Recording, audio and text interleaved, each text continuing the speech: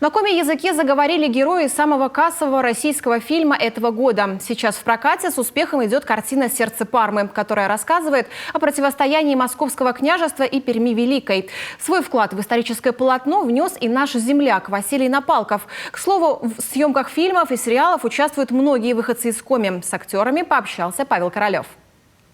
Парме все равно, кто прав, кто виноват. Парме нужен тот, кто ее защитит. Киноэпос «Сердце Пармы» по одноименному роману Алексея Иванова рассказывает о покорении пермских земель Москвой, о столкновении двух миров – христианства и язычества. Фильм отличает высокая детализация быта 15 века и культуры этносов, проживающих в тех краях, в основном финно-угорских. К слову, именно знание коми-языка помогло выходцу из Усть-Куломского района Василию Напалкову попасть в большое кино. Помимо участия в батальных сценах в роли воина, Василий также консультировал съемочную группу в произношении слов и реплик. По его словам, коми-язык для актеров был не в тягость. Впрочем, один из исполнителей главной роли, Алексей Кравченко, все же шутливо негодовал по этому поводу. В большинстве им давалось легко. Несколько репетиций, и все получалось хорошо.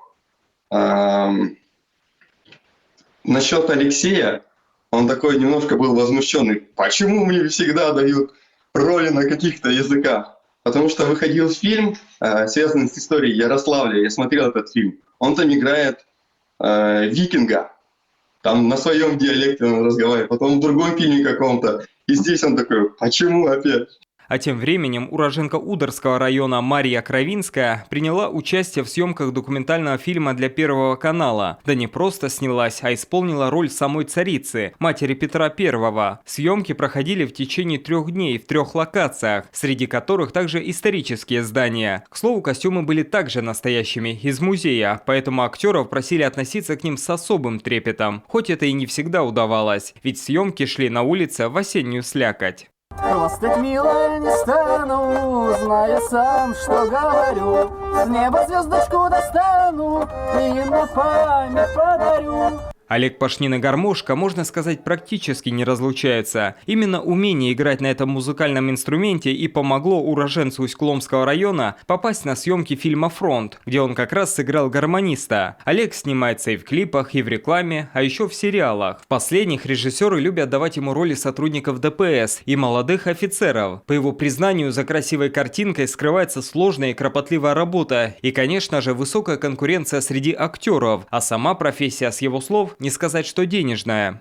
Я себя считаю не медийным артистом, каким я и являюсь. Там пару раз в год сняться в сериале, там в эпизоде или в роли в серии.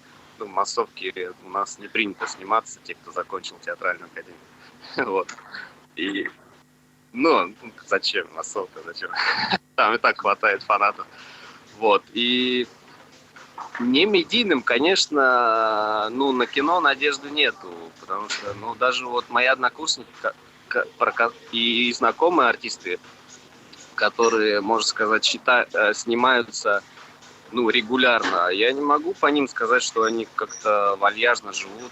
И все же Олег Пашнин нередко работает на съемочной площадке. Правда, не всегда в кадре. Его мотоцикл «Урал», к примеру, мы могли видеть в сериале «Морские дьяволы», а грузовик МАЗ засветился в художественном фильме «Комитет». Так что в гараже нашего земляка тоже есть звезды отечественного кино. Павел Королев, телеканал «Юрган».